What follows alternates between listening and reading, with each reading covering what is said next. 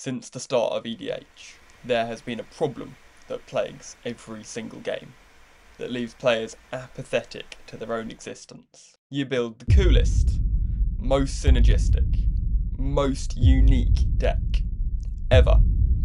Of all time, you're excited to show your friends. But I know what they would say. Cool, another mid-range deck.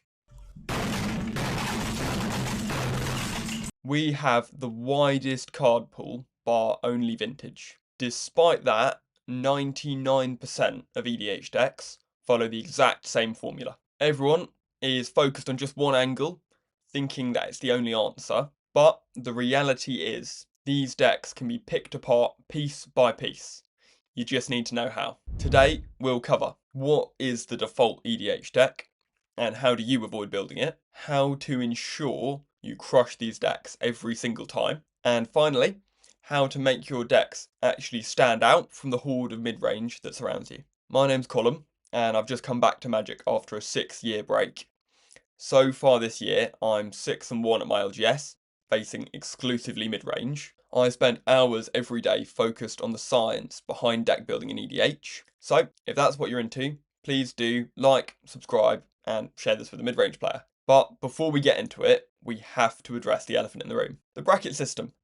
An incredible addition to Commander, having a system to communicate your deck's power level has made games much more balanced overall. But let's be honest, it was definitely designed by mid-range enjoyers. Players should expect to play at least 6 turns before anyone wins or loses. This is the guideline for bracket 3, where most games reside. For the most part, this has pushed aggressive strategies sort of to the sidelines, forced to halt their game plans for the sins of mid-range players. Given 6 turns to assemble a defence, practically anyone can stonewall an aggro deck. Not only that, but you still have 2 more players to kill after that. You're the last one. Complete the mission. Mid-range, mid-range, mid-range. What is it? How does it work? It's really quite simple. Mid-range is what you get when you cross an unfocused game plan with generic card choices.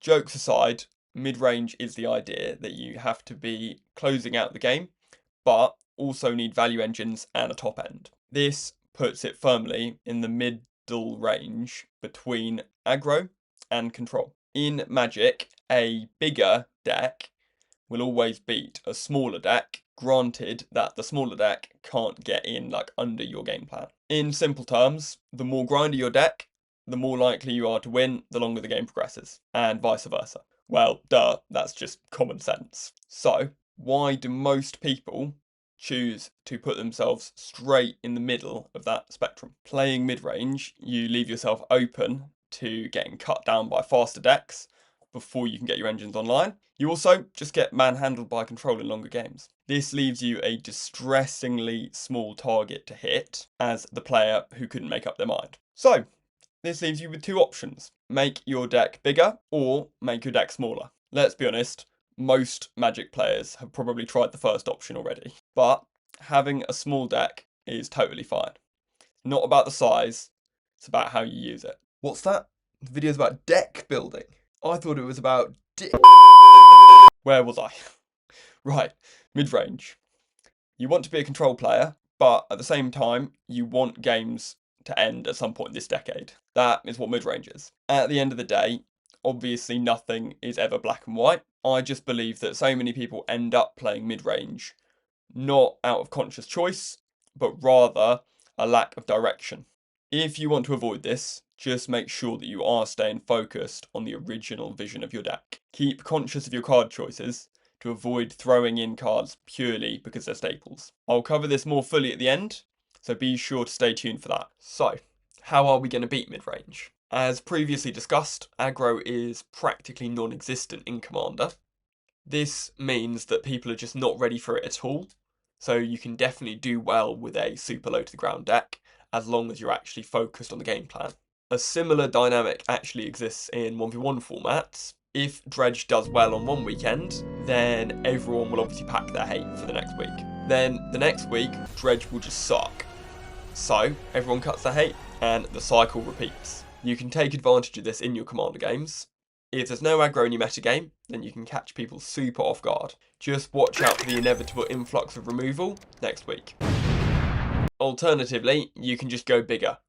Try bringing a big green value pile. As long as you can keep mid-range decks in check for long enough to get set up, it can actually just be a challenge to lose your games. You simply need to generate more incremental value, meaning that you will easily come out on top of a longer game. Green in general in more casual commander games just has so much inevitability, so if the game doesn't end quickly, then there's like no way you can't win. Just please pack some finishers. The last thing anyone wants is for Commander Night to only last for one game. And finally, you can just come in at a different angle altogether. Personally, this is my favourite approach. Combo, as an archetype, is like the middle child of EDH. Always forgotten and shunned, always willing to prove its worth. Now, mid-range just gets demolished by combo. I've personally been playing a super weird like Reanimator Storm list for the whole of this year, and it has just been dominating so far. I find like A plus B combo decks pretty dull, which is why I wanted to build a more Storm adjacent strategy.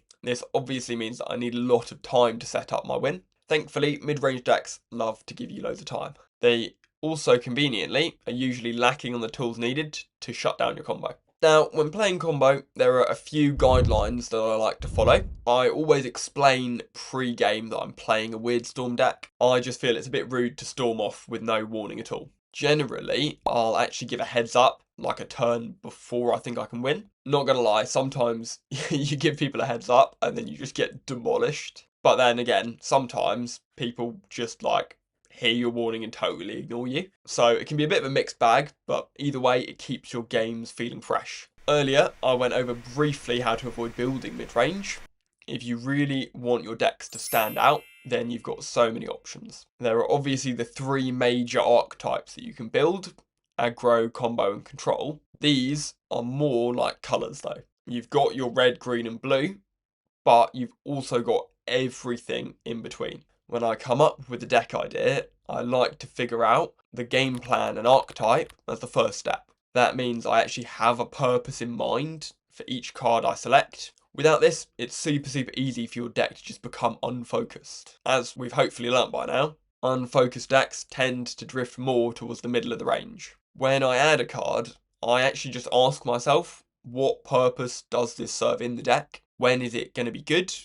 And when is it going to be bad? This means that I actually keep the deck honed to execute its game plan effectively without watering it down through lack of thought. Personally, I love to focus heavily on meshing synergies together. This can sometimes mean that looking at a deck list on the surface, it can be sometimes hard to tell how it functions. Only once you actually see it in action does it make sense. I think that my Grist deck is a very extreme example of this. I'll leave the deck list in the description. See if you can figure out how it wins without looking at the primer. If you can, then let me know below. Now, that wraps this one up. Thank you so much for watching. If you enjoyed, please do like, subscribe, and share this with your local mid-range menace. I've also now got a Discord server with not one, not two, but 3 entire members. If you want to be the lucky 4th, then come drop by. I spend way too much time on Scryfall every day. So, from when this video goes live, I'm going to be posting one cool card I find every single day. Now, hopefully I'll see you in the server, and hopefully I'll see you in next week's video. But until then, have a fabulous day.